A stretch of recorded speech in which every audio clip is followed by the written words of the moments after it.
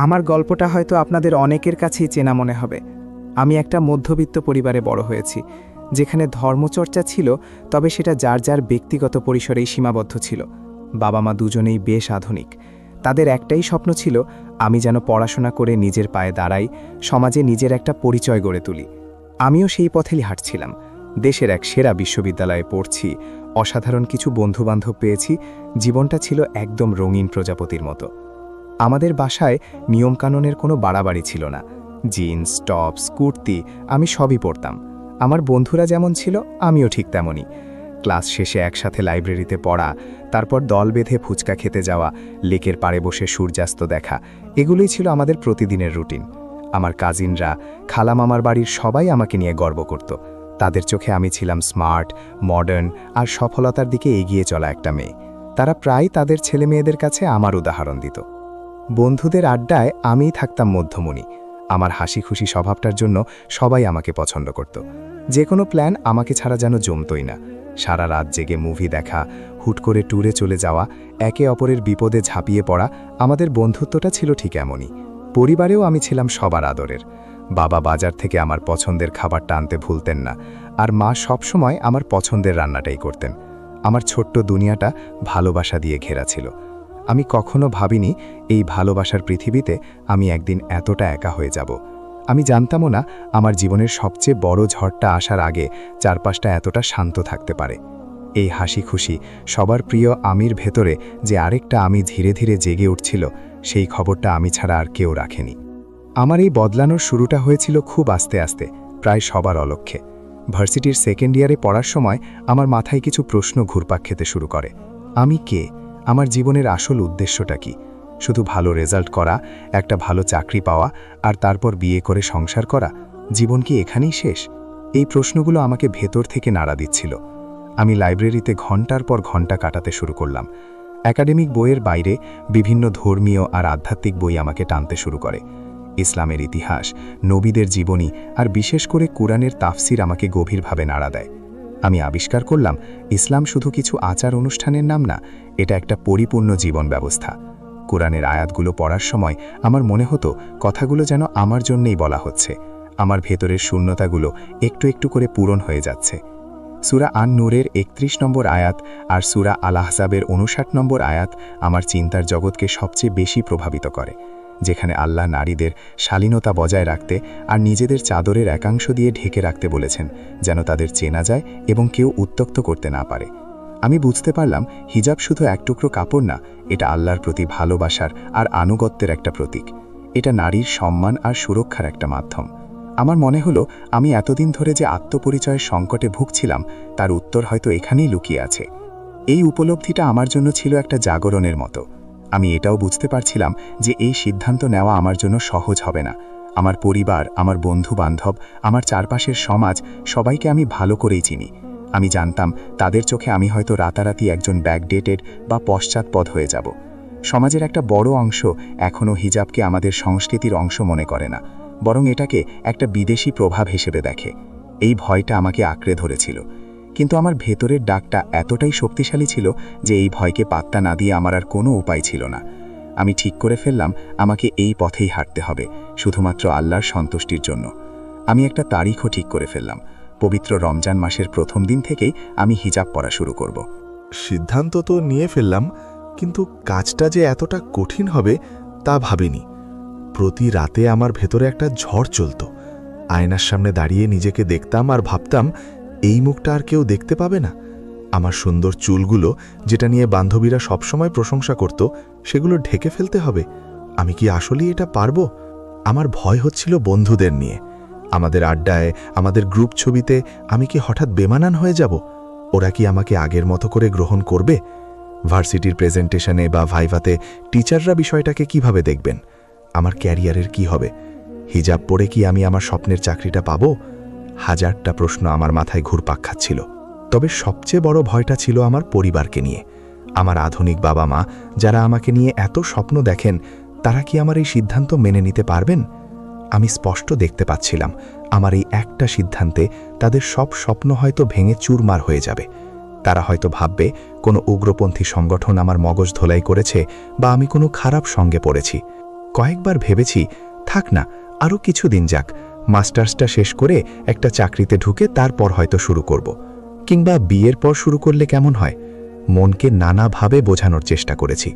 শয়তানের ফিসফিসানিগুলো খুব যুক্তিসঙ্গত মনে হচ্ছিল আমি হয়তো একটু তাড়াহুড়ো করে ফেলছি। এই দ্বিধা আর ভয় আমাকে প্রায় পিছিয়ে দিয়েছিল। আমি শুধু আল্লাহর কাছে সাহায্য চাইতাম, শক্তি চাইতাম যেন আমার ভেতরের এই ভয়টাকে আমি জয় করতে পারি। আমি জানতাম বিশ্বাসের এই পরীক্ষাটা আমাকে একাই দিতে হবে। রমজানের আগের দিন রাতে আমি আমার সবগুলো স্কার্ফ আর আবায়া আয়রন করে রাখলাম। টেনশনে আর ভয়ে সারা রাত দুচোখের পাতা এক করতে পারিনি। ফজরের আজানের পর নামাজ পড়ে জীবনে প্রথমবারের মতো মাথায় হিজাবটা পরলাম। আয়নার সামনে দাঁড়িয়ে থাকা নিজেকে আমার খুব অচেনা লাগছিল, কিন্তু অদ্ভুতভাবে একটা গভীর শান্তিও অনুভব করছিলাম। মনে হচ্ছিল আমি যেন একটা বর্ম পড়েছি যা আমাকে সব বিপদ থেকে রক্ষা করবে। ড্রয়িং রুমে যেতেই দেখলাম বাবা পেপার পড়ছেন আর মা চায়ের কাপে চুমুক দিচ্ছেন। আমাকে দেখেই তারা দুজনেই একদম স্তব্ধ হয়ে গেলেন। মায়ের হাত থেকে চায়ের কাপটা প্রায় পড়েই যাচ্ছিল। বাবার চোখের সেই প্রশ্নবোধক চাহনিটা আমি আজও ভুলতে পারিনি। মা কাঁপা কাঁপা গলায় শুধু জিজ্ঞেস করলেন, এসব কি? আমি শান্তভাবে বললাম, মা, আমি আজ থেকে হিজাব পরব। বাবার কঠোর গলাটা শুনতে পেলাম। এর মানে কি? বাসায় এসব চলবে না, এখনই এটা চলে ফেলো। আমি কোনো উত্তর না দিয়ে চুপচাপ নিজের ঘরে চলে এসেছিলাম। সেই সকালের নাস্তাটা আর করা হয়নি। ভার্সিটির জন্য বের হবার সময় মা কান্না জড়িত গলায় বললেন, তুই আমাদের সম্মানটা মাটিতে মিশিয়ে দিলি। ভার্সিটিতে পা রাখার মুহূর্তটা ছিল আরও বেশি কঠিন। যে বন্ধুরা দূর থেকে আমাকে দেখে ছুটে আসত, তারা আজ আমাকে দেখেও না দেখার ভান করে পাশ কাটিয়ে চলে গেল। কেউ কেউ এমন অবাক হয়ে তাকিয়ে রইল যেন আমি চিড়িয়াখানার কোনো নতুন প্রাণী। ক্লাসে আমার পরিচিত জায়গায় গিয়ে বসলাম, কিন্তু আমার পাশের সিটটা ফাঁকাই রয়ে গেল। পুরো ক্লাস জুড়ে আমি শুধু ফিসফাস শুনতে পাচ্ছিলাম। ওর কি হয়েছে? ও কি কোনো দলে যোগ দিয়েছে? এটা নিশ্চয়ই নতুন কোনো ফ্যাশন। এরকম নানা মন্তব্য আমার কানে আসছিল। ক্লাস শেষে আমার সবচেয়ে কাছের বান্ধবী নীলা আমার কাছে এসে বলল, কিরে, এসব কি শুরু করেছিস? তোকে তো চেনাই যাচ্ছে না, খুলে ফেল এটা, তোকে একদম মানাচ্ছে না। ওর কথায় আমি এতটাই কষ্ট পেয়েছিলাম যে চোখে পানি চলে এসেছিল। আমি শুধু বলতে পেরেছিলাম, এটা আমার সিদ্ধান্ত নীলা। সে আর কোনো কথা না বাড়িয়ে চলে গেল। সেদিন আমি প্রথমবার বুঝতে পারলাম আমার চেনা পৃথিবীটা আর আমার নেই। আমি একা একা একটা যুদ্ধক্ষেত্রে ঢুকে পড়েছি, যেখানে আমার বিপক্ষেই দাঁড়িয়ে আছে আমার সবচেয়ে কাছের মানুষেরা। হিজাব পরার পরের দিনগুলো ছিল আমার জীবনের সবচেয়ে কঠিন সময়। আমি যেন হঠাৎ করেই আমার চেনা পৃথিবীতে একজন অচেনা মানুষ হয়ে গেলাম। আমার পরিবার, যারা ছিল আমার সবচেয়ে বড় শক্তি, তারাই আমার থেকে সবচেয়ে বেশি দূরে সরে গেল। বাসায় এক অস্বস্তিকর নীরবতা নেমে এলো।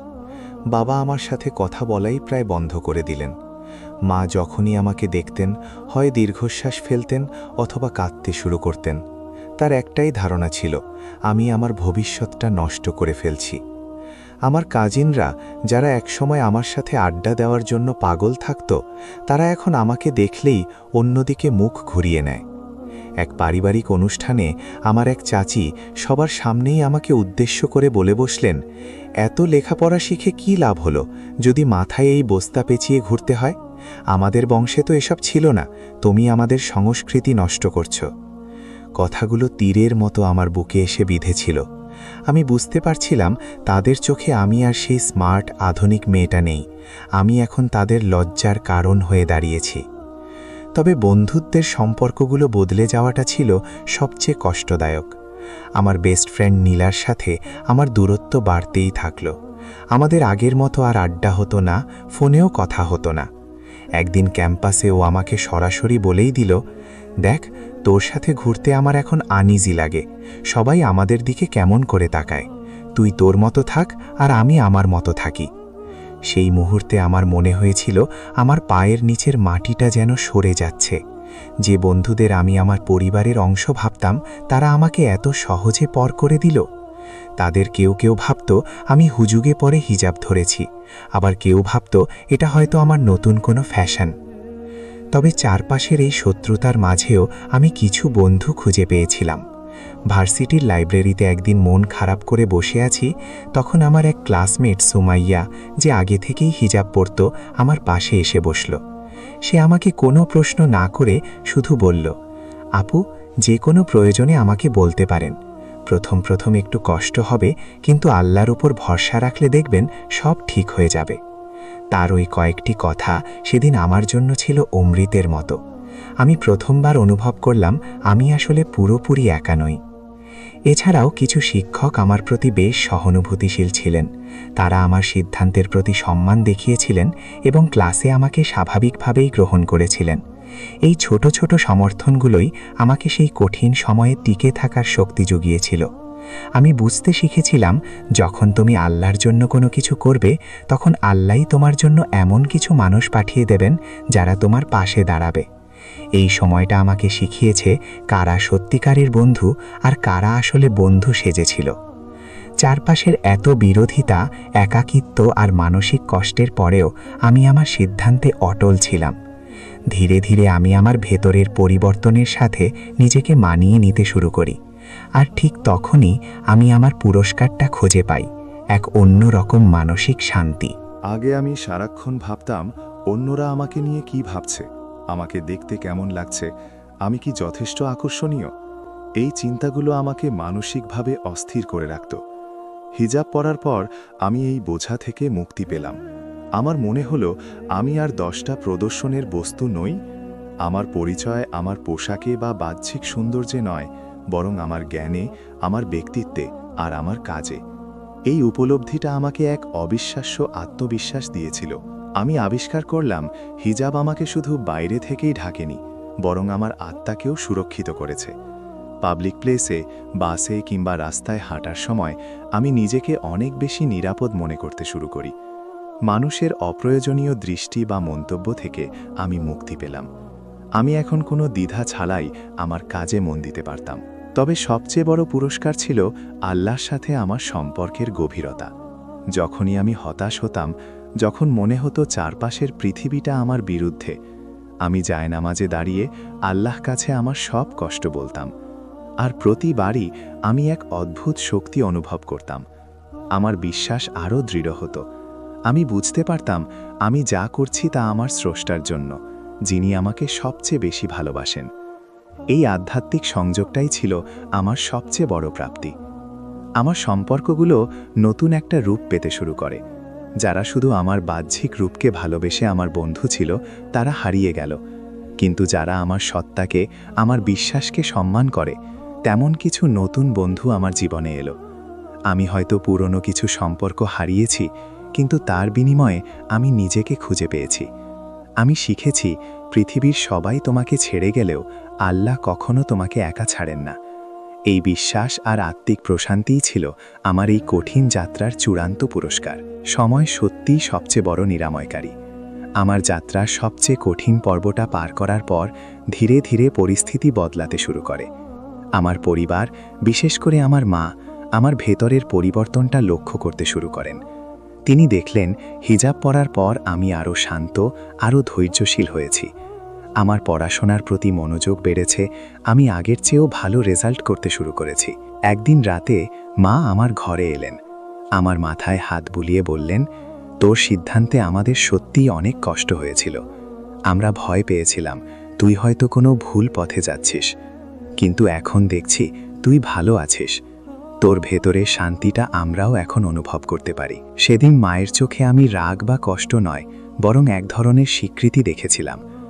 বাবার কঠোরতাও ধীরে ধীরে কমে আসতে শুরু করে। তিনি হয়তো মুখে কিছুই বলেননি, কিন্তু তার আচরণে আমি বুঝতে পারতাম তিনি আমার সিদ্ধান্তকে সম্মান করতে শুরু করেছেন। বন্ধুদের ক্ষেত্রেও একটা পরিবর্তন আসে। নীলা, যে আমার থেকে সবচেয়ে দূরে সরে গিয়েছিল, একদিন হঠাৎ আমাকে ফোন করে। সে তার ব্যবহারের জন্য মাফি চায় এবং বলে যে সে না বুঝেই সেদিন ওই কথাগুলো বলেছিল। আমাদের বন্ধুত্ব হয়তো আগের সেই উচ্ছলতায় ফিরে যায়নি, কিন্তু একটা শ্রদ্ধার সম্পর্ক তৈরি হয়েছে। আমি আমার নতুন সামাজিক পরিমণ্ডলে নিজেকে মানিয়ে নিয়েছি। সুমাইয়ার মতো আরও কিছু মেয়ের সাথে আমার বন্ধুত্ব হয়েছে, যাদের সাথে আমার চিন্তাভাবনা এবং বিশ্বাসের অনেক মিল। আমরা একসাথে ইসলামিক আলোচনা শুনি, সামাজিক কাজ করি এবং একে অপরকে ভালো কাজে উৎসাহ দিই। আমি বুঝতে পেরেছি আমি কিছু সম্পর্ক হারালেও তার বদলে আরও গভীর এবং অর্থপূর্ণ কিছু সম্পর্ক পেয়েছি। এই ফিরে আসাটা ছিল আমার জন্য এক নতুন জন্মের মতো। আমি আমার পরিবার ও সমাজ থেকে পুরোপুরি বিচ্ছিন্ন হয়ে যাইনি, বরং আমার নতুন পরিচয় নিয়েই তাদের মাঝে নিজের একটা জায়গা তৈরি করে নিয়েছি। আমি তাদের বোঝাতে পেরেছি যে হিজাব আমার প্রগতি বা আধুনিকতার পথে কোনো বাধা নয়, বরং এটা আমার আত্মপরিচয়েরই একটা অংশ। এই যাত্রা আমাকে শিখিয়েছে ধৈর্য আর ভালো আচরণের মাধ্যমে সবচেয়ে কঠিন পরিস্থিতিও বদলে দেওয়া সম্ভব। আমার এই গল্পটা যদি আপনাদের এতটুকুও স্পর্শ করে থাকে, তাহলে কমেন্ট বক্সে আপনাদের মতামত জানাতে ভুলবেন না। আপনাদের মধ্যে যদি কেউ এমন পরিস্থিতির মধ্যে দিয়ে গিয়ে থাকেন বা হিজাব নিয়ে কোনো ব্যক্তিগত অভিজ্ঞতা থাকে, তাহলে তা আমাদের সাথে শেয়ার করতে পারেন। আপনাদের প্রত্যেকটা গল্পই আমাদের জন্য অনেক বড় অনুপ্রেরণা। আর এই ধরনের ভিডিও যদি আরও দেখতে চান, তাহলে চ্যানেলটি সাবস্ক্রাইব করে আমাদের সাথেই থাকুন। আমার গল্পটা আসলে শত্রুতার নয়, বরং আত্ম আবিষ্কারের। আমি সবার শত্রু হয়ে যাইনি, আমি শুধু তাদের কাছে অচেনা হয়ে গিয়েছিলাম যারা আমাকে আমার পোশাক দিয়ে বিচার করত। আর যারা আমাকে আমার অন্তর দিয়ে চিনেছে, তারা আজও আমার পাশেই আছে। হিজাব আমার পরিচয় কেড়ে নেয়নি, বরং আমার পরিচয়কে পূর্ণতা দিয়েছে। গল্পটা ভালো লাগলে একটি লাইক দিন এবং আপনার বন্ধু ও পরিবারের সাথে শেয়ার করুন, যাতে তারাও এই শাশ্বত জ্ঞান থেকে কিছু শিখতে পারে। আর এমনই সব জীবন বদলে দেওয়া গল্পের জন্য আমাদের চ্যানেলটি সাবস্ক্রাইব করতে ভুলবেন না।